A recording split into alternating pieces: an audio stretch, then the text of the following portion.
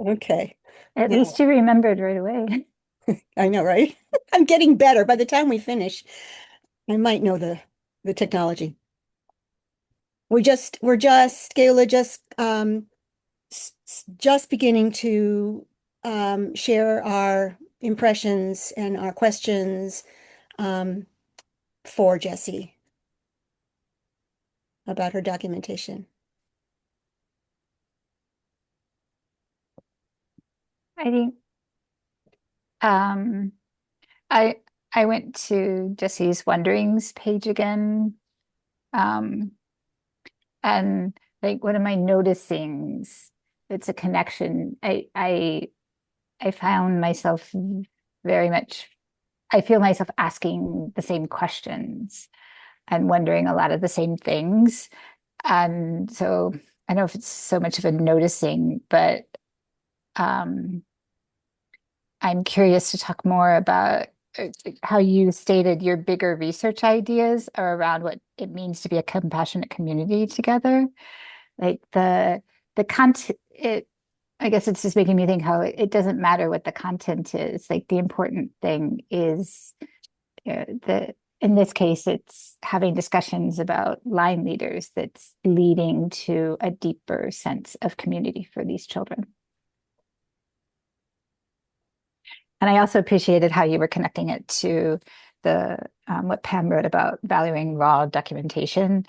Because I feel I feel a lot of kinship to the questions you're asking, to what's happening in my work and in my space. One thing I wondered some about was when you were sharing also the mail and note writing and sharing idea and how in this documentation and clearly for you that goes with the chocolate and making each other happy thing and that connection is I know very special. I was wondering if the children were um like outright recognizing that also like I am making this note for my friend as something like an explicit attempt to make them happy. Like if that was a connection that they were also making outright. Mhm. And another comment, kind of connected to that, but I guess a little bit adjacent, is that I noticed that the students were very focused on how they felt when they were not the line leader. And I was wondering if anybody voiced what they felt when they were the line leader. Mm. Um, like what was the was it an opposite for them? Was it feeling happy or what what was it? What is the importance to them of being the line leader? I wonder. Um,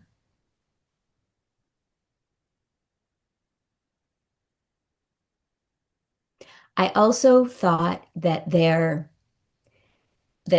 solutions were quite different from what an adult's solutions would have been. And I love that. Because I think that this is a problem that we often try to solve as adults with certain strategies. And when you chose to put the problem back to the children and have them bring their ideas, it was, well, let's hold hands and let's make sure that we don't have any zeros because the first is a one. And, they were, um, and, and then let's make sure that we're not having anybody feel sad. So, I'm not sure that as adults we think about it quite the same way. So I also loved that perspective of the kids. I'm curious about Trey's plan, and we didn't really get a sense as to the children's response to his plan. We know you picked it up and took it on, but that would have been, I was sort of missing that piece of the documentation. What, were they enthusiastic about it? Did they decide to go ahead and make a plan for the chocolate factory, or was that something that you mentioned that you are aware that you jump forward quickly? Is that a place where you did that, or is there a piece of documentation that we don't see? Yeah.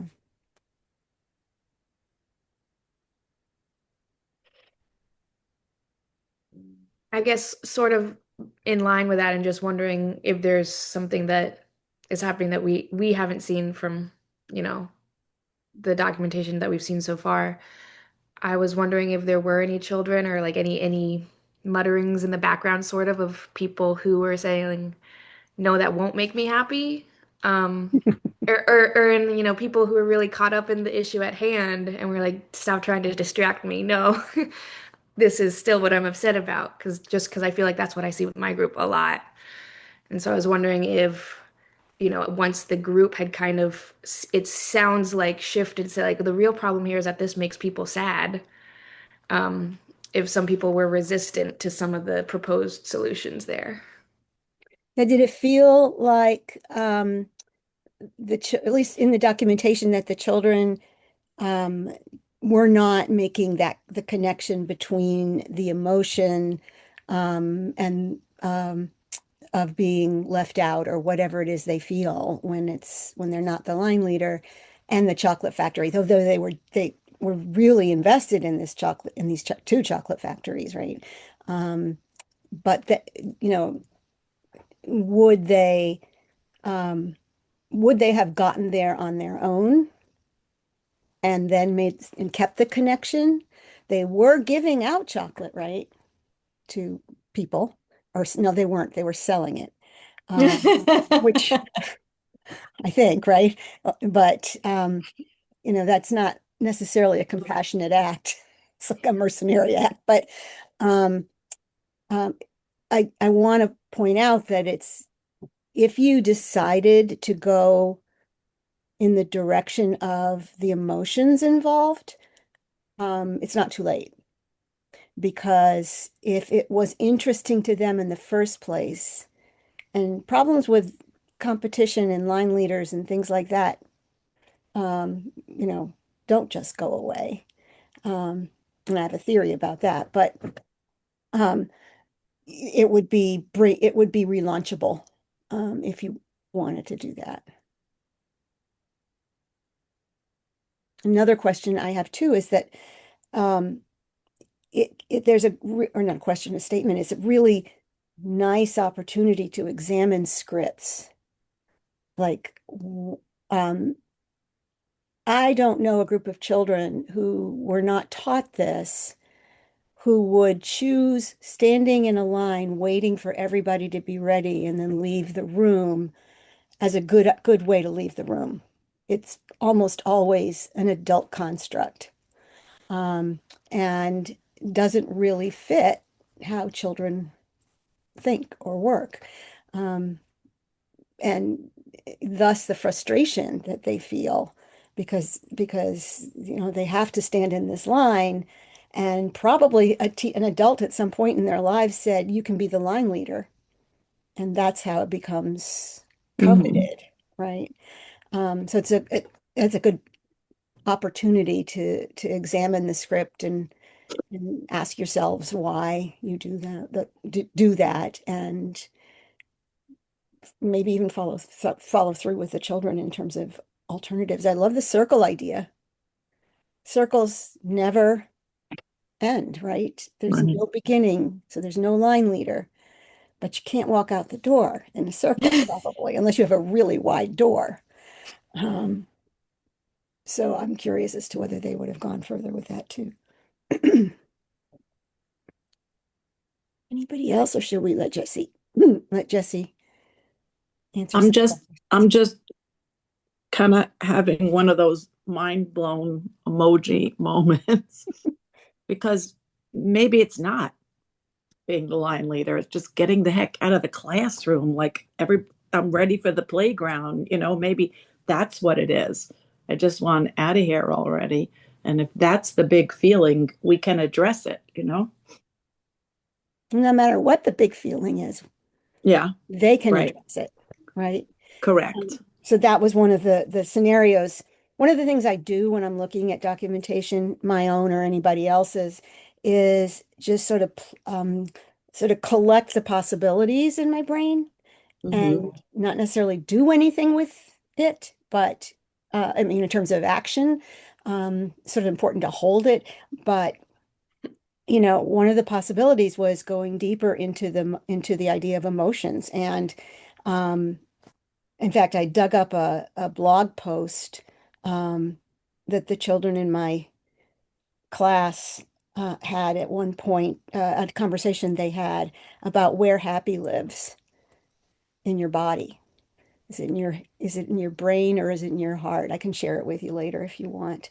Um, but um, we know that putting a cognitive overlay, and that includes symbolic representation on emotion, helps you, helps any of us handle that emotion and live with it and make sense of it and tolerate it, especially if it's a negative emotion. Um, it's why we want to encourage the child who's drawing dinosaurs and monsters and scary things, um, to do that, so that because they're taming those scary things, those fears. Um, but if you one of the possibilities of a direction you could go in is in exploring emotions is in representing them, um, asking things like and in helping them to get much more specific words than sad and happy. What does frustration look like, in your body? What does it look like when you have paint? What color should we use to paint frustration or anger or peaceful or happy? You could create a collaborative story, and those are stories where the teacher might start saying, "Once upon a time there was a," and then the children each add some part to the story while you're writing it down or recording it, so that you end up with a collaborative story.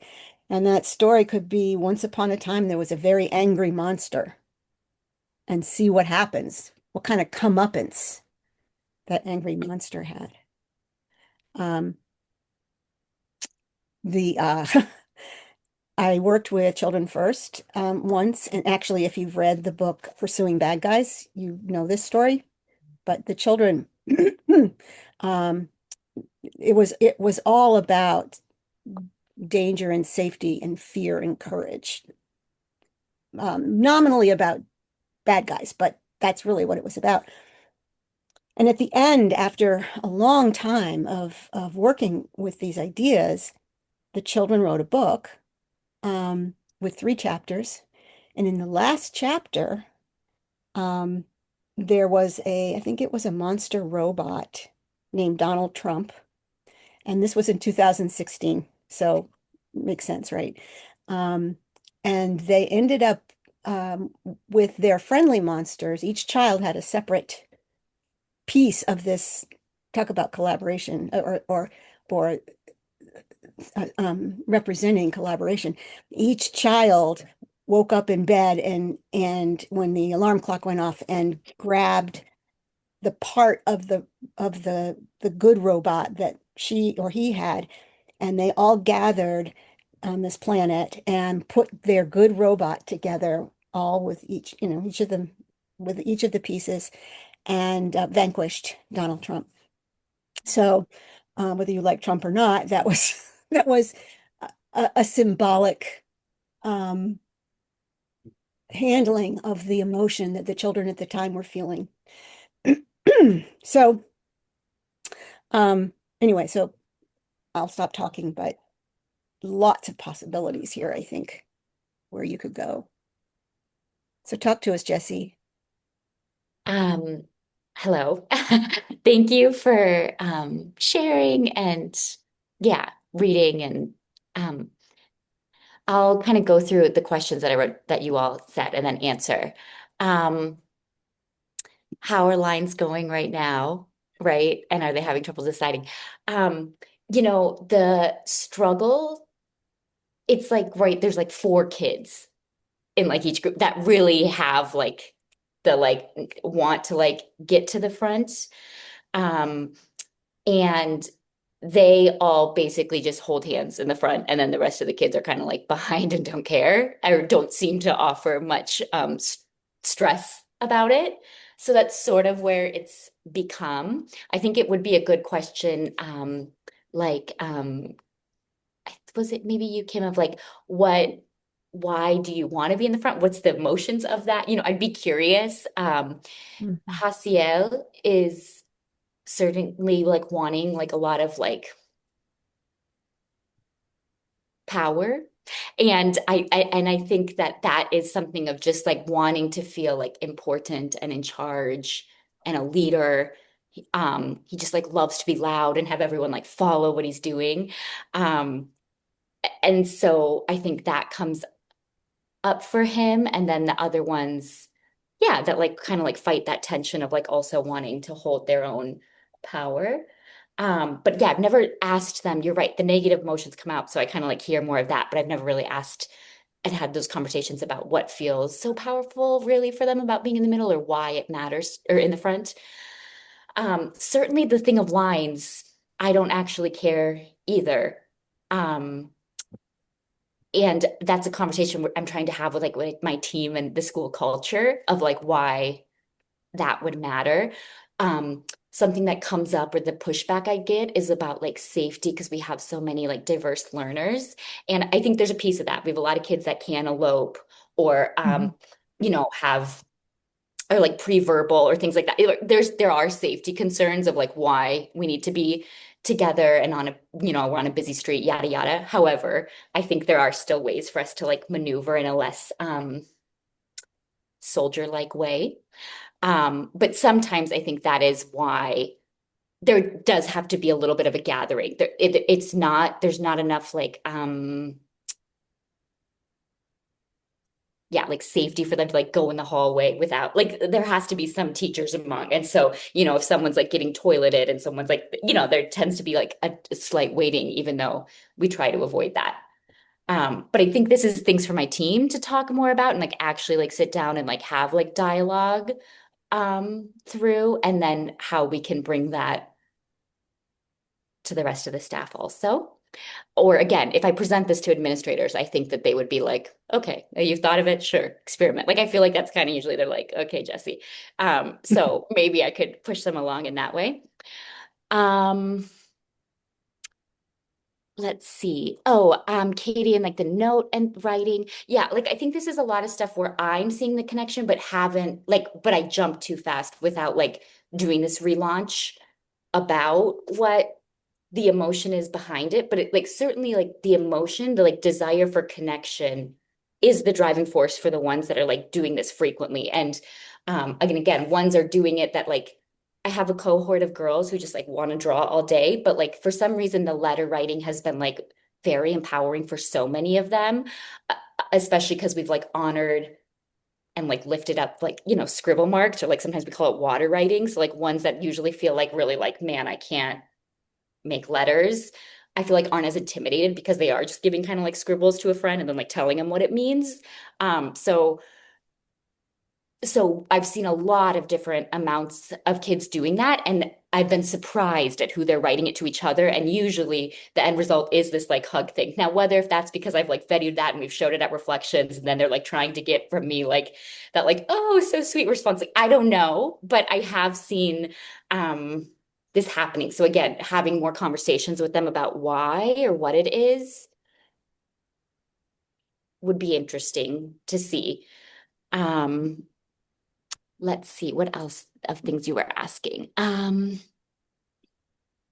Oh, Pam was asking about like Trey's reaction. So, um, when the small group, and I think this is where like I'm new to like even like putting all the documentation together, and so like there was so much in my brain, and then like time kind of got away from me, but I was like, gotta keep moving to like show my big ideas. But I do have documentation pieces that I can share later that of when they are back in the main group. So at the end of the day, when we were having reflection and they were all like talking about their ideas, I kind of like made a choice of like having just I think like Hasiel, Andres, a couple of them were like presenting and talking, and I sort of ignored Trace because I was like, I don't know, that was kind of like in left field what he was talking about in small group, but he like stood up and was like, excuse me, no, like I like got his paper, which again, I'm so proud of him. He's a delight, and like got up in front of everyone and was like, no, no, no, what we're gonna do is the chocolate factory people are sad, and they all thought it was amazing. Like the whole class was like, yeah, no one will be sad. Yeah, chocolate makes us happy. We're never leaving school. Like he just really rallied them, and they all thought it was hilarious. Then the other loud voices, the Andres, the Hasiels, um, yeah, Sterling, like a couple of the other were just thought it was like awesome. So I did then the next day, the choice I did make was like I glued his paper on like a little panel right when they were like coming in.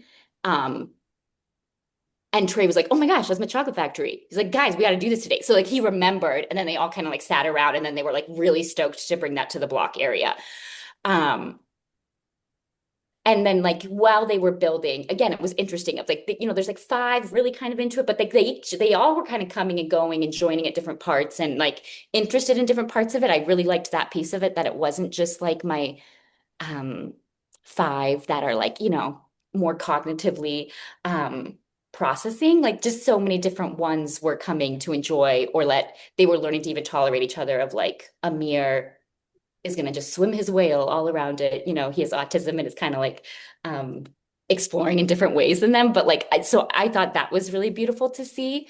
Um, and then again, when they started selling it, which they weren't collecting anything, but they were like, like Pileta cards, like they were just like, yeah, this is how we sell things in our neighborhood. More kids got into just that part, or like Hasiel wanted to be a leader then of like, I can gather us all through the hallway to do this to everyone and give it. So there was that piece where they were very excited about it. They did not make a connection. Well, they did kind of keep talking about like how like everyone's happy we have chocolate, but like, then they would go on tangents too of like, wait, do we need to go to Target and get Easter egg chocolates or like things that they've seen, or like how are we actually making chocolate? Like there was a lot of like confusion then of like where the actual reward of it was going to be. And I didn't really follow that thread. Um, I think, yeah, I then, yeah, asking about too, um, how they would all feel happy. Like there is a feeling of that. Lilith is like the most compassionate little girl I've ever had. And will like just drawing hearts for everyone all the time. And all of her ideas kept being like, well, let's just make sure we give people hearts. Like no one's gonna be sad. And she has continued that with everything.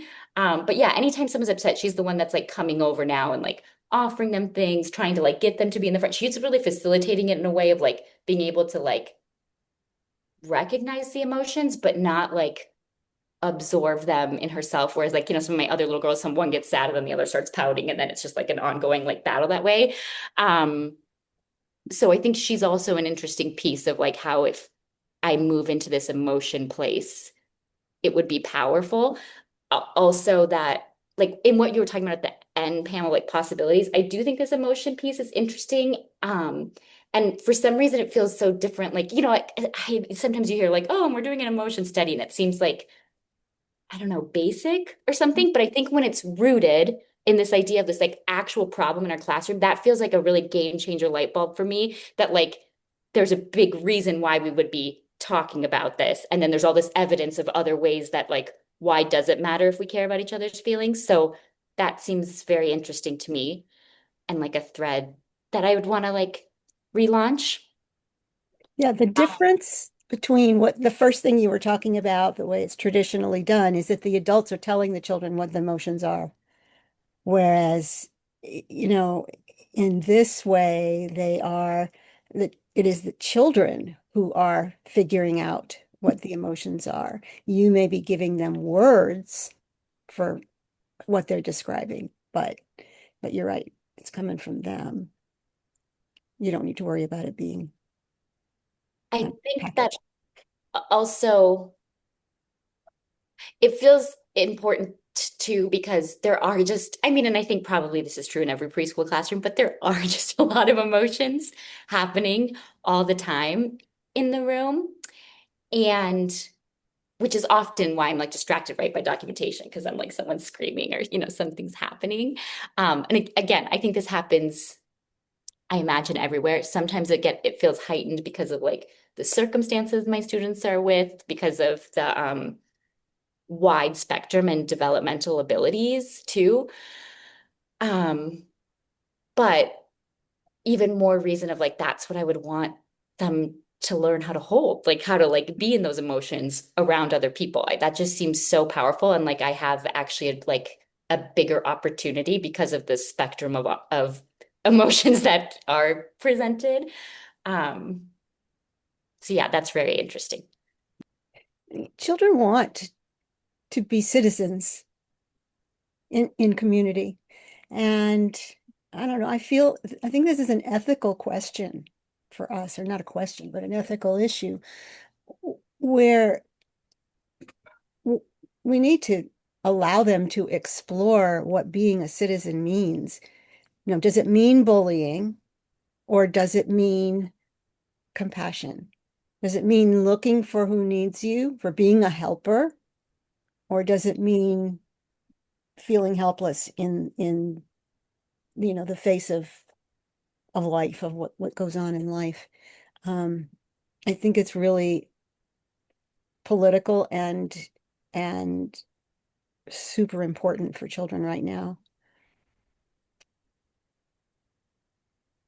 Um, no, I totally agree. And that there's really a, in the schooling system, no space for children to explore that in a traditional way at all.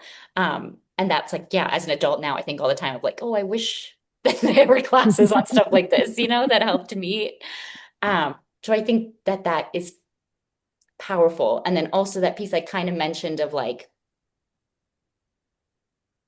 then is it an opportunity for them to explore and really like share that like bullying versus compassion or whatever versus them just being like, oh, I know what Jesse wants to see. You know what I mean? Like I want it to be intrinsic and not just like, so I'm not like teaching in a traditional way where they're like, oh, I have to write the A or like do that perfectly or something, but could it still be that it's like they're like thinking like I'm glaring at this kid, but if Miss Mellon looks, I'm like smiling and like hugging. Yeah, I don't know that they can be that like false when they're that young, but I do want it to like feel like more, yeah, internalized. And if I'm seeing behaviors that aren't, like again, that could be an interesting place to see as to why. And like I'm thinking of like again, Hasiel, who is like deeply wanting to be connected to everyone, but is struggling a little bit with like bullying isn't the word I would use, but being so strong in his opinions of like what he wants everyone to be doing,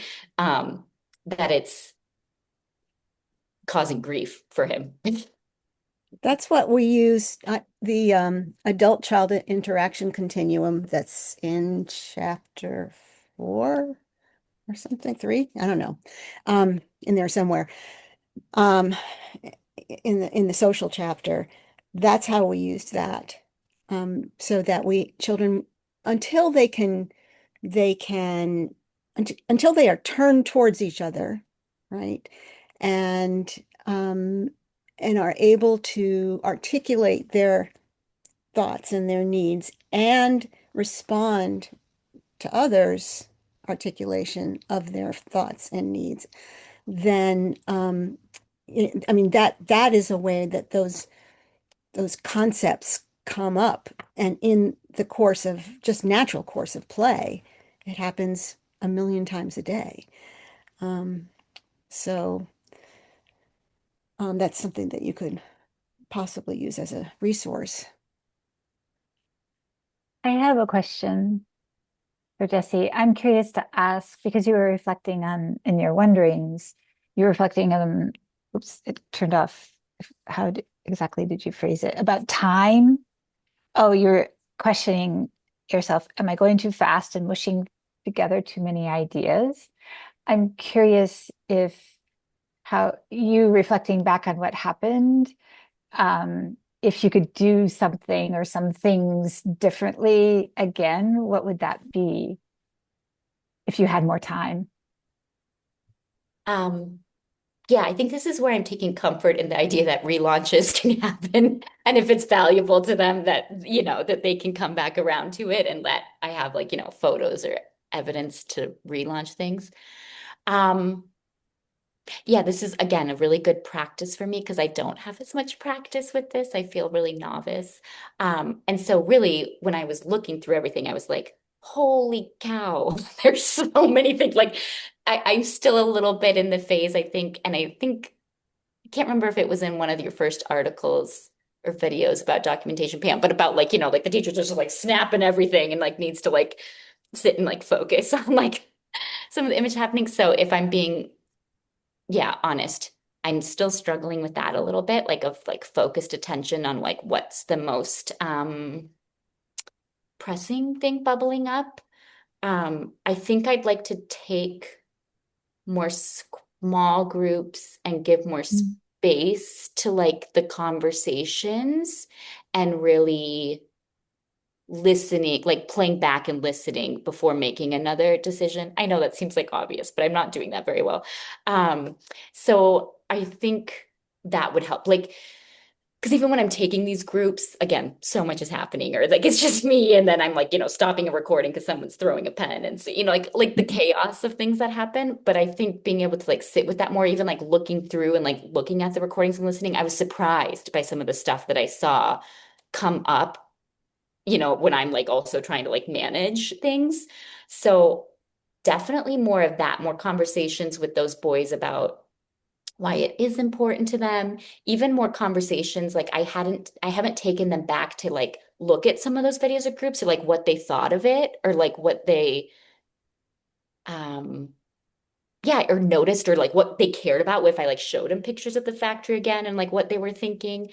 So like a lot of revisiting I want to do and then a lot more space to hear from them and really listen rather than me like taking a nugget and like running another direction. Um,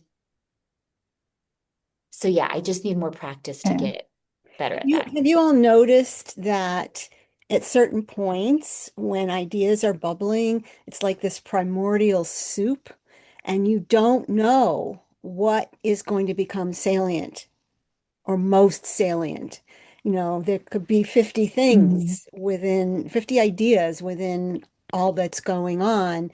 Um, and so that then becomes collaboration between you and the children, where, as you said, you're sitting down to have another conversation. You're curious about what they're thinking about this aspect of it, with an idea that it was maybe one of the more important things to them, but or pieces of it, and then bringing it back to them. And it's through that process where that sort of exchange between provocations. The kids offer you a provocation in their response to materials or whatever, and then you offer a provocation, and then they're offering you one next. And I mean, not intentionally on their part, but there is this back and forth, and it's through that kind of process that that where an investigation is going to go is determined, right, as you go along. So some of these things, this is a little bit like, I guess, neural pathways. How when they're not used, they get culled, right? It's kind of, that way that if you once you just sort of are going in a certain direction, this other documentation and these other processes are still there, that you could still go back to them, but they sort of fall away and things become a little less chaotic. I don't know if you all had the same experience in the classroom. I see nods, but I guess I'm thinking two things. The first is, I guess it's something that I'm noticing, so it's more of a comment that I feel like like on slide 2, the very beginning piece of documentation, I feel like, Jesse, I'm assuming you're the teacher in this dialogue, or no? Yeah.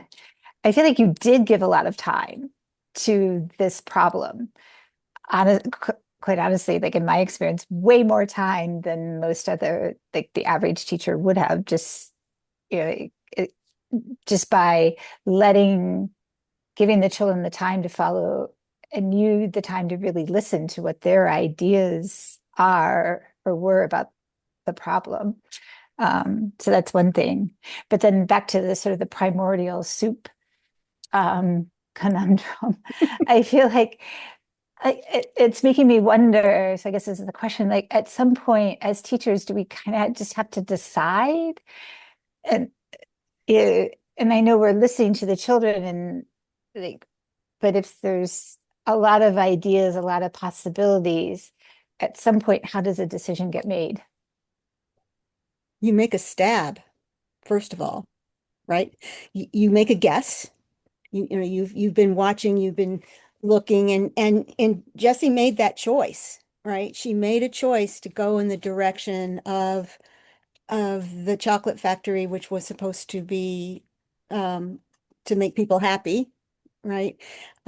She could have gone in other directions. She could have gone more into the line direction. She could have, you know, sh so she made a choice. She made a stab at. I mean, that provocation for the chocolate factory could have fallen flat, right? And then she wouldn't have kept going with that. The kids would have dropped it, but it didn't. And so, you know, so in a lot of ways, you have to be, it's an act of courage, right? Because you know that there's just as big a chance that you won't be right, especially when you're new at it. But you know that it won't be compelling for the kids.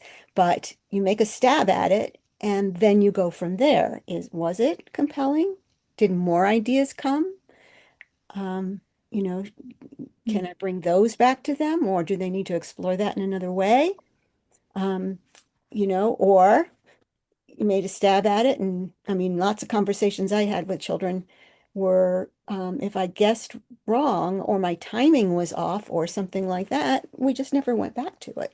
It's not a waste of time at all. It's part of the process, right? So, um, you know, it'd be interesting to have somebody do a study of the decisions that teachers make in the course of a day. I mean, just um, I don't think they could possibly do that because you don't articulate them. You just, Mhm. you know, you make a decision and do something. But I think it would be fascinating to sort of clock that process.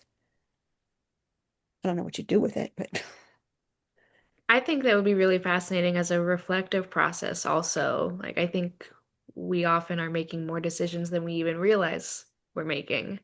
that's why it'd be interesting, right? Yeah. And a lot of them are intuitive, I think. Or at least for me, they were. Um, you know, lots of times, I mean, yeah, you're sitting down and you're either working with colleagues, you know, you're hashing out what's gone on and in the classroom and what does it mean with someone else, but you also are doing that internally, right? And you're just yourself. So, um, yeah, that'd be a good study. You can do it, Katie. You can. Right on Here's, it. here's what I was thinking. I'm going to talk out loud. I mean, I'm going to think out loud all day long. And I think too that also kind of reveals, and that's I think what was also evident like when I was like looking through some of like the audio recordings, but um it makes me see too like how many of the things I'm saying are those like scripts, those like automatic things that like I don't know, I've heard or are given to me or whatever and aren't useful. So I do think even for that reason, it's like helpful to help me like be more intentional and rethink when I am throwing out like a, I don't know, get in line because whatever. Um, the other thing too is like when I was like you said, that there's so many decisions being made, but like one of the reasons I leapt to the chocolate factory is because the kids were so excited. And I had been seeing a lot of like parallel play, like drawing or like talking to each other, but like in the block area and things, like kids just being next to each other, but not like working on the same things, and then being like really pissed when someone knocked it over, of course. So I was also interested of like, and I didn't write this down in the documentation, but could this be a lens of more um yeah, collaboration? And I was like, yeah, amazed at how well they started doing that. Yeah, and also, did you notice that they had a system, I guess, for making chocolate, right? There Mhm. was clearly a path of I guess from raw material to chocolate, although it looked like it was chocolate to begin with. But I was happy that you did not go to the place of deciding how chocolate is really made, because this was so much richer for their minds to, and for us to see how it was like hmm, not like a conveyor belt in a factory, because it was way more complex than that. But you know how it went all the way around and then back up here, and now it's chocolate, Yeah. right? And there was so many like videos, and I was really struggling of like which parts to see, because I wish I would have like been able to step back and just, done a 10-minute sequence, but it was like, a million 2-minute clips. But yeah, it was so interesting, like the processes of like one of them being like, we need lasers, or like we need to protect, like then they, so, they were getting on these like things of like fortifying and lasers and security guards, and then like someone would come over and like then start placing security guards, and that was happening with the clay too. So like, yeah, then it just took all these other lenses, like, or avenues, where it stopped even really sometimes being about the chocolate, but became about um and again, I should have put some of this documentation at the end of the clay factory. I brought the clay and everyone was sitting around it. The reason I didn't show it is it was like not great footage, because there was a bunch of meltdowns happening at the end of the day, and it was hard for like to hear. Um, but like some of them were coming up explaining it to everyone, and they kept talking about like, well, these are the lasers these kids can get through to get the chocolate, but we keep other ones out. Like it became very complex in like all these other like avenues that weren't necessarily about the chocolate. So again, and this can be stuff I still revisit in like trying to get the pieces, but um that was interesting. It almost got like video game-ish, I felt like, which What else could you do to um, give them an opportunity to do more procedural exploration? You know, sequencing, not sequencing things, but constructing sequences, because they're clearly interested in that. Um, what else could she do you guys think? Well, it seemed like the whole idea of the chocolate factory appealed so much beyond just the strength of personality, introducing it as like a common denominator of, oh, well, hey, we all like this. And so even the ones who are getting into the different parts of this, like this is the access point in different ways. So I wonder if there are other things, or maybe something smaller, like you said, wanting to do more small groups, if there's a different sort of thing that they might all be able to recognize in each other. Oh, we all have this in common, or have this interest, or like in common. And so that's a different, maybe it doesn't need to be a factory making this. Maybe it's that's so broad. It could be so many things. But another connection point that then their different interests and strengths can start there to be able to recognize in each other, oh, these things that seem different can actually go together. And, so the person who introduced the lasers, that wasn't at first immediately obvious, but they found a way to bring it into this bigger figure thing that everyone was already excited about. you're reminding me, Katie, when I was like thinking about this and the sequencing, Pam, of like an earlier thing that happened. And again, I'm sorry, I'm like throwing so many things, but there was a group of them on the carpet at one point, like doing, I don't know, like a racing game in the middle of winter. And I was like, oh my gosh, how can I contain this without like yelling no? So I like sat and watched for a while of what was happening. And then I was like, oh, it was Hasiel, of course. I'm like, let me write down some of the rules to this like game that's happening. Um, I'm like curious. And then he was like showing me, it's like, he was getting kids to say like on your mark, it's like go, like run across the rug, like get a block, something on top of a shelf, bring it back over or whatever. And I was like, trying to be like, oh, how exciting. Let's all like map this out. And then they were kind of like talking about what the plan is. And then he became again like the foreman of like standing there telling everyone where to go. But they were like thrilled to do the running. And then Gael, who I don't think was in much of this footage, but he's a little one who just got diagnosed of developmental delay and is preverbal. He was like kind of like laying on the floor next to them, but he got involved with them. Like once they brought him back the treasure, he was like putting it under like cube chairs, like lining things up. Um, so again, like being like able to incorporate all these different abilities, and then like Gael became an important part of the drawing of like, and then we handed to Gael. And like I don't even know that he knew he was like a part of it, but he was like very happy to be like lining the things up and that they included him. So yeah, I do think there's something about giving them more practice to articulate this and like work it out together and explain the rules. And this was kind of like it happened in a day thing as I was like trying to keep the chaos lower. But the other day, even Trey or someone was like, let's play that Ready, Set, Go game. And I was like, cracked me up that he even remembered or cared.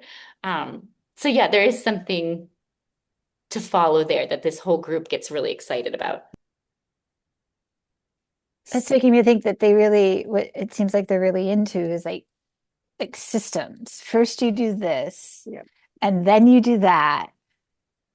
And there's rules and there's an order to things. And I know Pam, you There's mentioned forward like motion too, right? But there's also forward yeah. motion. Yeah.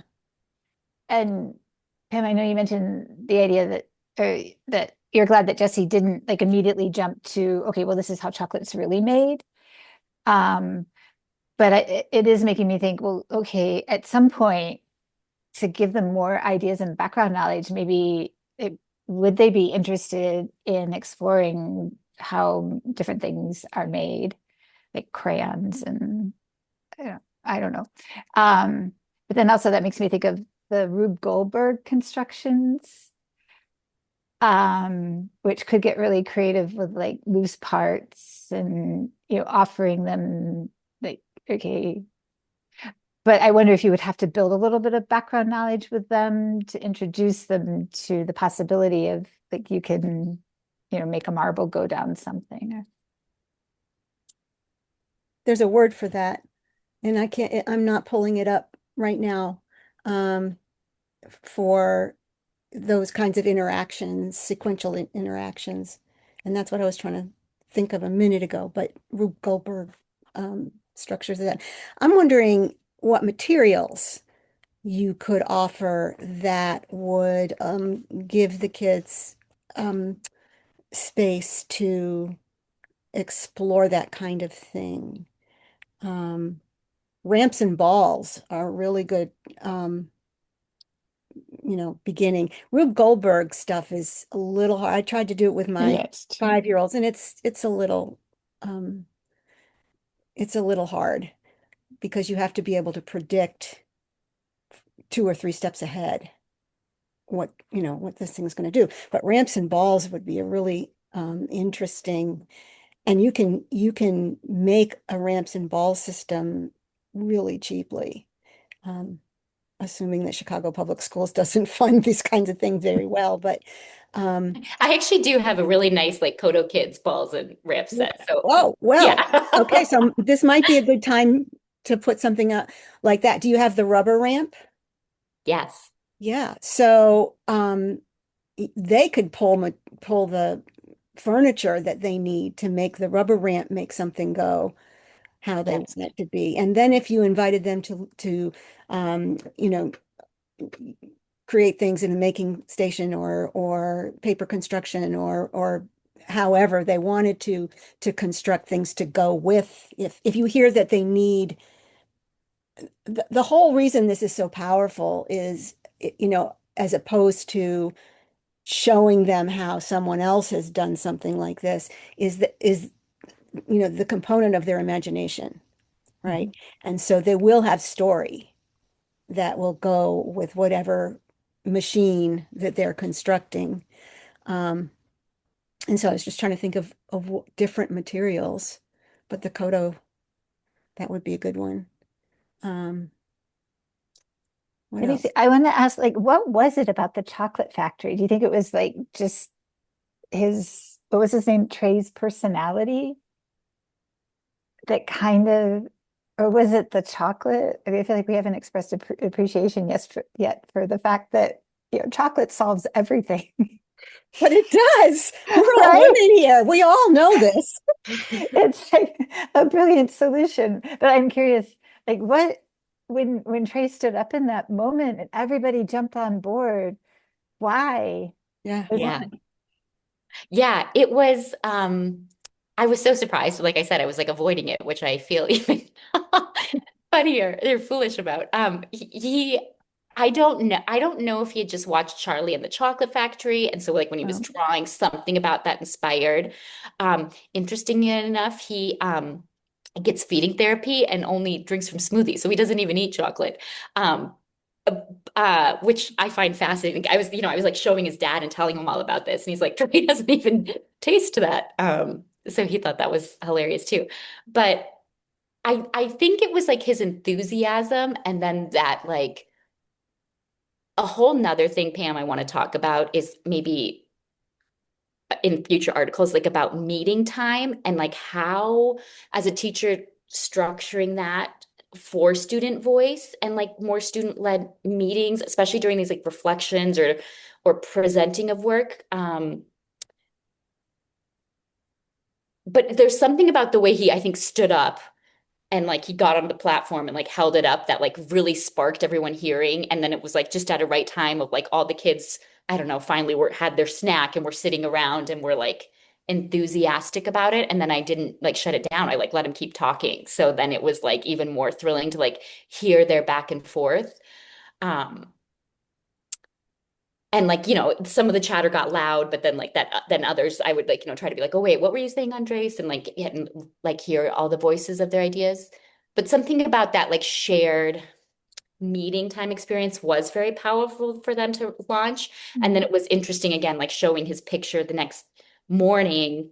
I was surprised by which ones came over and noticed it. It was like some of my little threes who weren't even talking loud at that meeting, but like when Trey was talking, they remembered. They were like, yeah, yeah. Like, Hendrix was really excited about that. So, um, I don't know, but I know elevating student voice is something I want to figure out how to yeah. do more. And I kind of like was giving pieces about like, but in my school right now, it's like crazy the amount of like curriculum that's like scripted that they're like trying to make me do at meeting time. And I make some choices to do some things really quick or change some things a little. And so far it's been okay, but there's become more like district coming into like with checklists on me. But I just think this learning is so much more important and valuable and clearly inspires. So I want to be able to like have a process of how it goes and be able to like articulate that to like, I don't know. I'm rambling now. You know what I mean? Yeah, but just wait until as the children are driving it, the meeting goes to 45 minutes because they won't let it go. Then you're really in trouble because you don't have time to, to do the things that the district wants you to do. But No, totally. But right, that's it kind of what is I'm more excited about. fun. Or then pulling that group in a small group because I do have ones that like, have tray tables and like fidgets and like need a lot of stuff to attend. So I don't think it's necessarily for everyone. I think sometimes it is good for everyone and to have images and see. But even if it's like becomes maybe even more small group conversations or processes. So, yeah, I don't know. Yeah. In your setting, I would imagine it would need to be more small group because you have so many different um, capabilities for actually articulating and as well as Right. And like saying. we do have a lot of like great strategies of like so many visuals, so many, extra little prompts, so many fidgets. Like, I have a really great assistant who we take them out and get to like take breaks and like, so we're flexible in things. And yet, it gets hard on like some of the little ones if they're just like, this is too much verbal and I can't process everything that's No, because happening. Yeah, a lot of it's just, Yeah. Yeah. so their learning at this point is, um, short, learning to love the process, and that means it has to be short for them, right? Hmm. I would And then imagine. it's also, I mean, even just thinking though of these like the balls and ramps or some of this, like I have this like little one named Neo who's autistic and preverbal, but he just like builds a clock most days, hickory dickory dock, lines things up and like sings himself the song. And I'm like even thinking like being able to show his image up there of like something he's building and then like that as a starting point, figuring out creative ways to include them all. I think they'd be very inspired and interested because they all know he loves to do that. Um, but even, yeah, something like that, like, right, the rubber ramp could incorporate some of his ideas and all that kind of thing. But this is great. Thank you, everyone, for sharing. Any last words before we go on? Thank you, Jesse, so much for sharing that. That was Yeah. And really I just, worthwhile. Yeah. I'm so impressed with your enthusiasm to keep on and questioning. And and I've said this before, like I'm kind of in this meta place listening of how do I build that in the teachers as an administrator? You know, I'm rehashing in my brain as you're speaking everything I probably did wrong in a meeting with a team of teachers. I try to get to that research stance and I say, well, why do you think this is happening? It's the same class that was fetching about the big body play and kids are still strangling each other. And they all say to me, there's 3 teachers on the team. Well, their parents don't give them any rules. And like, that's not what I wanted to hear, right? They're with you from 8 to 4. So it's not about their parents. Like, and I think I might have presented in a way that sounded like I was judging what they were doing. And I really just wanted to join them in wondering. So how'd you become such a good wonderer? It's a really good question. I feel like that connects to one of Jesse's wonderings, where she wrote, "What are successful processing like, procedures that teams use to reflect?" Mm-hmm. I don't know. Yeah, Do you yeah. have idea? I What have have you some of found those successful? protocols, and I guess I have to go back to them.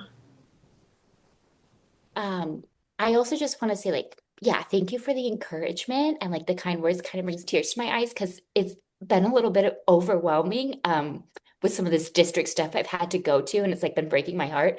But I do think that like, and I think, I mean, Pam's book started with it, but that like the image of the child and like how we even like started this meeting together really like I just like so believe in these kids and these families, and I feel so like privileged to be around them. And I kind of feel like I'm effing it up all the time and like not doing Oh, good enough, yeah, and like really struggling with like feeling like I'm missing it. But I don't know.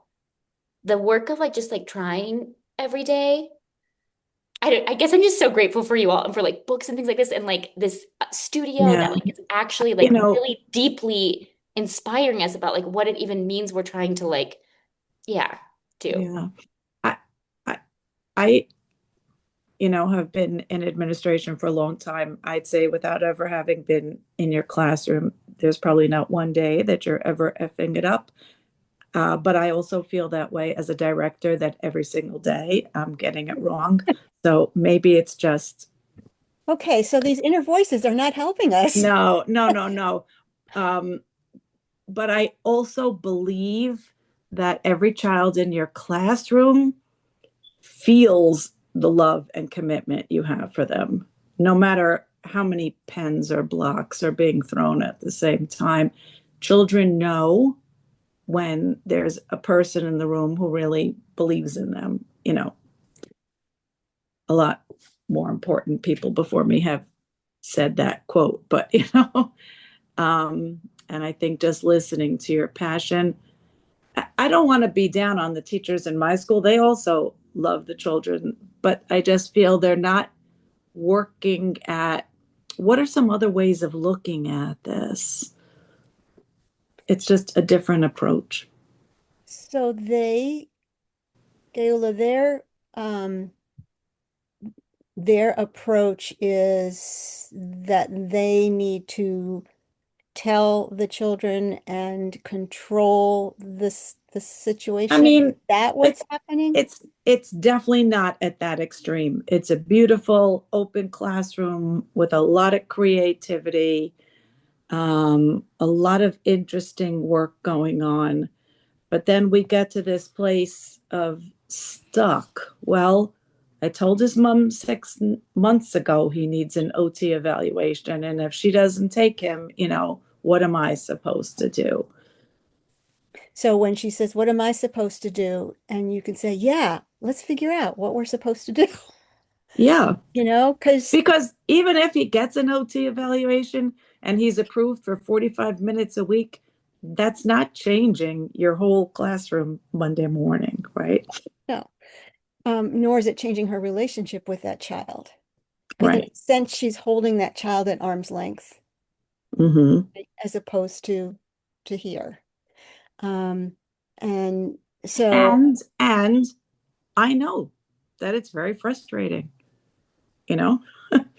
yeah. People still say to me, "Don't you miss the classroom?" Even though I'm out of the classroom full time for 30 years. And I say, no, I don't really miss the classroom. I love my job of going in and out and waving. And, being in a classroom all day is really hard work. Uh, I don't know. I just want to get it right once before I retire. Well, I don't know that we ever arrive. So Yeah. maybe you change the goal, the Yeah. goalpost. And I'm also curious kind of, could I model it? Or would that be invasive to the teachers? Like if I go in there as the researcher? Um, do they know when do they document? They do. They do. Do they know, have they collaborated over documentation like we are doing here? Um, I mean, it's never enough, but I would say yes, this team that I'm thinking of right now, yes, for sure. And that is something that I've modeled and I've sort of set as a standard at our weekly team meeting. Let's look at some of these pictures. What's really going on here? Let's wonder. I can't, I don't know. Are they growing in their insight as they're talking about the documentation, about the raw documentation? They are. And one of them actually came back to my office later in the day because she also was feeling like I was feeling like the meeting didn't have a good tenor. And she said, "So help me think about more ideas." And that made me feel a little better. And I also know that even though it's a long time for me from the classroom, um, it's hard to not take things personally, right? And not see it as a reflection on yourself as a teacher. When the same kid's strangling children all year and it's March and we haven't fixed it. Yeah. So thank you for letting me have therapy. We could all be thinking about that a little bit though, because Mm-hmm. everybody here has been or is in the classroom, right? Mm-hmm. And and I've worked with a lot of teachers, but when I'm there, it's because they want me to be there in the Mm-hmm. classroom. So that's kind of that buy-in is so one of the things that has helped me is to be helpful when I'm in the classroom and Mm-hmm. say, what's been going on here that is really interesting, but you haven't really had time to watch carefully. Would you like me to videotape that? Hmm. That this morning in that space, so that it's all collaborative in that way. And then you Yeah. look at that raw documentation together and see if Yeah. you can. This team is very good at that. When you talk about the rubber ramps, there's amazing documentation and racing cars and getting out timers and turning it into math. And that's been fabulous. They're really good at the good stuff, you know? And that's why I keep telling them about this class that the challenges are not things that get in the way, they are our work, right? I think that's what I'm finally figuring out from here. And so, they'd rather document the children who are making, uh, you know, beautiful things and not necessarily document the children who are Oh, strangling and hitting and kicking. But that's also our sacred work, isn't it? it is. And No. and the question there is, what does this child, what needs is this child expressing? Mm-hmm. Mm-hmm. Is this a need for heavy work at a certain time Yeah. of day? Is this an emotional need that he doesn't feel he's heard, or he's, you know, Mm-hmm. welcome, or he's self-conscious, or I mean, whatever it is, um, not necessarily, yes, you document it, but you're not treating it the same way, that documentation the same Yeah. way as the Yeah. other stuff. Yeah. And they don't even know everything. Like the mom is busy telling all her friends that the teachers have no control because otherwise her son wouldn't be hurting everybody if the teachers had better control, which is, that button word that makes everybody do this, right? Yeah, that makes the teachers feel inadequate and Yeah. Yeah. self-conscious, and um, but they know that you have their back, right? 100%. Yes. So as long as, that's super important for them. Yeah. Uh, Anybody else have anything to add there? I guess I could ask them, how would you feel about, ask the team if they'd be okay with me coming in with this researcher lens on Caleb's behaviors. So that then together you can figure out Yeah. what he's expressing, Mm-hmm. and if there's something you can offer that would help him. I'm remembering a child at a school that I was consulting in for 3 years in kindergarten, and he was one of those kids who if you didn't lock the door, he was out of the school building, Mm. down the street.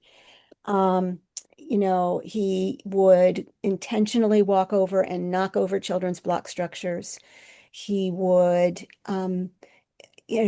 just he was very disruptive, and and very uncomfortable in his own skin. So that's one of the things that I did was to pay attention to him and notice that he really wanted to be part of things, but he just didn't have the skill, Mm-hmm. how you can. And so we would say to him, as he's heading in the direction of the block platform, oh, look, they're building this and this. Are you interested in joining in? Do you want me to help you ask if you can Mm-hmm. play? Um, and he was not easy to reach. It took a while, but one day he made a game where you tossed something, a beanbag or something, onto the rug, which had these squares, colored squares, and whichever place it landed was a certain number of points. It was a complex game, Mm-hmm. and really showed his intelligence. But the three other boys were really interested in this game, Mm-hmm. and he actually was the first time he actually played with those children, Mm-hmm. with any children. And it did dissolve after a few minutes. He couldn't hold it in for too long, but that was the first time. But what the counseling service wanted to do was make him a little calm down corner. Right. So, where I had him, pushing heavy boxes, Mm-hmm. if he needed to do that, Yeah, and they, they have done all that yeah, stuff, you know? but they wanted to they wanted to separate him, isolate him, Mm, and with the idea that it would calm him down, but it never did. It made yeah. it worse, much worse. Jesse's nodding because she has those issues all the time in her classroom. Yeah, constantly. So, I'm also kind of holding out hope that a week and a half and warmer weather, a week and a half out of school and warmer weather is going to shift everybody's life a little bit. I hope so.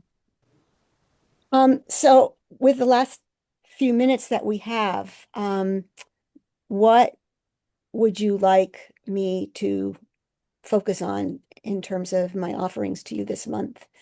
Um, Meeting time, I have that.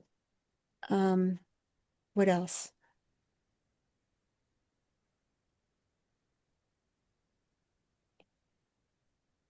Or if nobody has anything, I'll make something up. But um, I do have something. uh-huh. Um, I think I'm wondering about planning and planning forms very specifically. So that might be too specific, but I think the program I work in, we have teachers fill out weekly planning forms, and I'm finding that, and I come from a place, sort of the way I was taught was it was all emergent curriculum. We really didn't have planning forms. And so for me, there's this tension because, part of my role as the instructional coach is to support teachers in filling out planning forms. But I really struggle with this idea of, well, okay, how are you supposed to know, a week ahead of time what the question of the day should be on Friday? So I don't, Well, so here's the issue.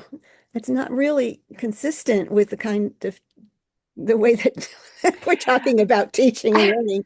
Planning is yes, in reverse in a sense, right? We plan in reverse. yeah. Um, And so, without going into it, I think my program has made some strides in terms of letting go the need to fill in all the boxes, and there is a lot of flexibility, but it's been kind of a gradual transition. And so I think as we engage in this work and think more about, building off of children's interests and using confronto meetings to generate ideas like what we've been doing, how do we reflect that in the planning, or really is the documentation itself the planning? That's kind of my theory. How Mhm. I know that there are always different expectations for what planning might look like, but is it possible to use the current planning structure and have vague plans so that a block is entitled, you know, inquiry, and it will, there could be an anticipated inquiry that's in the plan, but that will get revised as it goes along. Or if you're thinking about, what the different questions of the day could be or something, that here's some anticipated possible, here is a web of possibilities. And then as the week goes on, how do we revise this? Like, where's my reflection so that I can revise it? Like, is there a way to bring in that idea of anticipation, possibility, and reflection so that it gets firmed up as it goes along? Yes, I feel like you really articulated it really well. And I feel like that's kind of the point we're at, but where teachers still kind of want to know the Friday question. So we're kind of doing, I don't know, it's hard to describe. It's a little hybrid here at the moment. Friday Mhm. question for the next week. Yeah. Okay. And it has to be Friday? Well, that's just kind of me giving the example of, typically teachers plan for the week ahead on Wednesday or Thursday. And so they're anticipating the week, more than a week ahead, the next Friday. And like, how can you know? And And no. and so I'm curious what other schools, what sort of planning systems they have to give teachers that freedom, especially when I think, it depends on the teacher, of course. Some teachers really, in a way, I think kind of crave that. Okay, I want to walk in, Monday morning or Wednesday morning and just look at the plan and know what to do. Yes, but you can know what you do, but you can't know what the children will do. So I agree. Yeah. And we are yeah, so married to certainty. It is yeah, one of our greatest hindrances in some ways. But anyway, right, yeah. Pippin? Is that right? Yeah, I know. So I guess that maybe, yeah, how do you help teachers feel more comfortable embracing the uncertainty? That's another piece of that. Mhm. Because I feel like when I feel most successful is when I go into the classroom and I can capture through, photos or video, an unplanned moment that's kind of, we all have these where like the juiciest, the best thing happens, and it wasn't on the planning form, right? Quick, Um, go put it on. right. And Might as and so well. I think when I feel most successful, it's when I kind of like am able to highlight for the teachers, like, wasn't that really kind of cool and amazing what happened in the moment? Like the chocolate factory. I'm pretty sure that wasn't on a planning form, right? Getting down.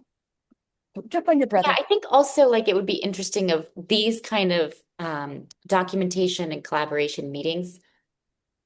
This is what my team needs to do more of. And my school has tried, but they're so surface level then of like a weird show and tell of like, we're talking about boxes and then like there's like nothing there.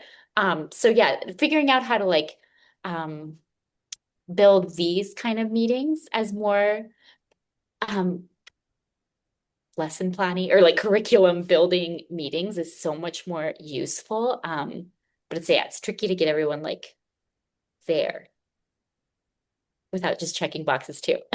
Right. That's why you need to bring raw documentation to those meetings. It gives you a um, sort of a focus, and maybe you'll go off somewhere completely unrelated, but it gives you an anchor in the beginning.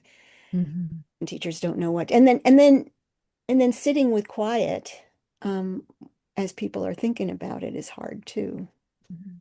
Um, I think protocols as well can help, mm, especially at the beginning when you have a group that might be uncertain where to go, and bringing in a process that here's so like one of the things that Pam says to us at the beginning is let's share some noticings or let's share some observations, and let's not jump into answering questions. You know, having a bit of a here's how we might look at documentation together can make everybody feel more comfortable if it's something people aren't used to doing. And do you have some that you've found successful and useful? Or Have I found?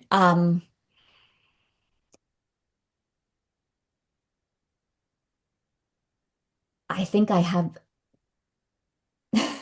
I would have to look a little bit. yeah. I would have to look. Because off the top of my head, I'm like, what resources did I have? Um, but I know, like, I'm looking on my bookshelf right now because I have a lot of kind of collaborative inquiry type books mhm. that are things for looking together at student work. Um, and when I've done stuff about looking at student work, um, kind of having norms as well, keeping the asset lens and how are we noticing what the students are doing versus what they're not doing. And depends on the goal of the meeting.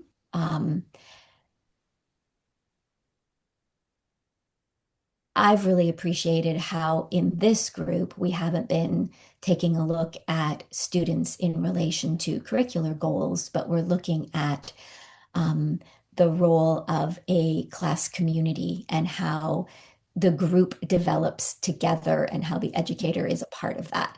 So that is not anything that's been part of my experience up till now, but I can see how applying protocols from other settings into that kind of Mhm. um, thinking about how the group learns and how the educator is an important part of that learning. Um,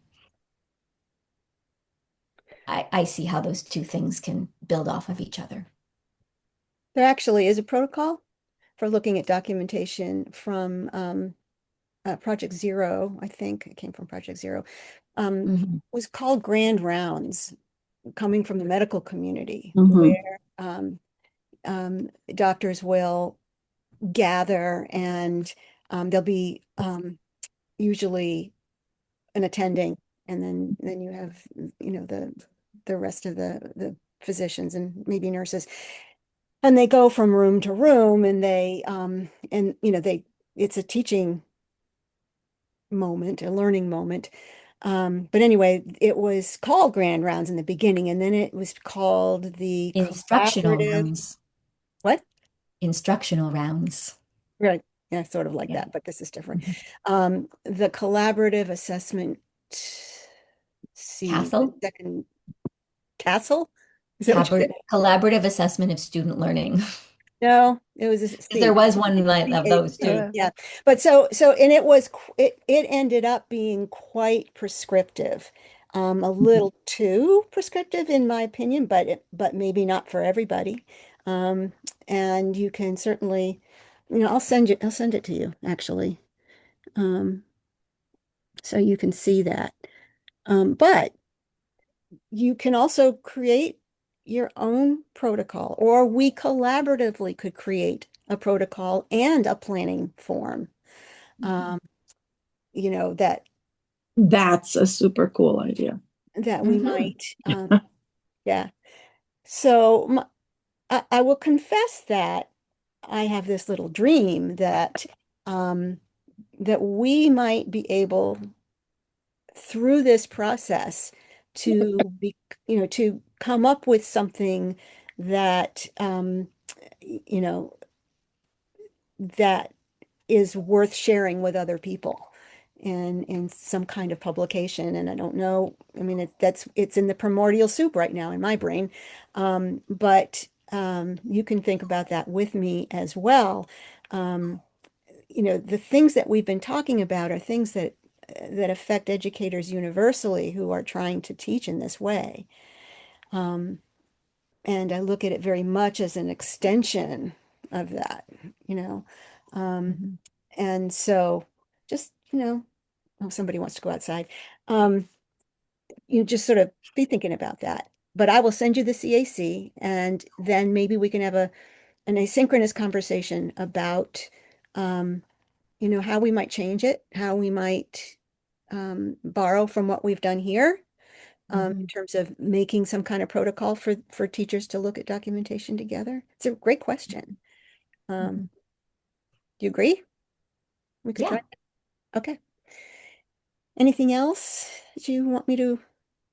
One thing I'm just always thinking about is how to create opportunities to invite parents and families in, um, just to the thinking, to what's going on, into sometimes delicate things, not necessarily like controversial topics. I feel like there's a certain level of trust there, but sometimes it's like, oh, the big work we're doing is like really social community, and sometimes it's like, yeah, someone did something really mean, and it hurts your heart when I tell you that your child has been mean. And that's not how I'm going around saying it, but ways to navigate it because I'm doing it, but I always feel like, there could be more here, or I could do something better. or you could feel better about what you're doing. So yeah, Yeah. either any of that. Yeah. Okay. Yeah. That's a good one. You guys give me such great ideas. Mhm. Okay. Anything else? Oh, who's going to come be up next time? Who wants to share documentation? Does everybody else already have a turn? I know I didn't go Kim? yet, but I have a conflict next time Okay. with a work meeting. Is our next one the April 24th one? Is that, do I have my calendar right? Me look. Wait, no, April 16th. April 24th is the symposium. Never mind. Oh yeah. It's just on my head all the time. Let's see. I wouldn't have done that. I wouldn't have planned them both since I've got to be at the symposium too. Right. Okay. Yeah, it's the 16th. Okay. Okay. And don't forget that you are entitled to an individual session if you want it, but there aren't many left. So, I mean, there aren't Much too time. many dates. So if I need to add some, I will. I just let me think I know signed up. if you want to do that. You want to know who signed up? Let me No, just, I was just saying, I think I signed up. okay. I think you did, actually. But I'm either going to have to take a second and let the dog out Okay. or, Yeah, it's fine. oh, it's at Thank you 8:30 very much. anyway. So Uh, Thank you. good to Thank see you, you all. Jesse. Thank you, Jesse. That was wonderful. Oh, Yeah, Fabulous. thanks. we, I can bring something next time if you aren't able to, because I think maybe, Kirsten? Okay. yeah. But maybe Pam, I'll contact you outside. I might need help figuring out, do I do it in my coach role? Do I do it from a teacher role? I Do don't you want know. to do a Google Meet about it? Yeah, Or would that be okay? yeah, Or okay. I can, yeah, I'll send you a message. I know you need to go let your dog out, but Yeah, because he's the one who will pee on the floor if I don't. okay. Okay. All right. Bye, Thanks, everybody. Jesse. Take care. It was so lovely and inspiring. So thanks, everyone.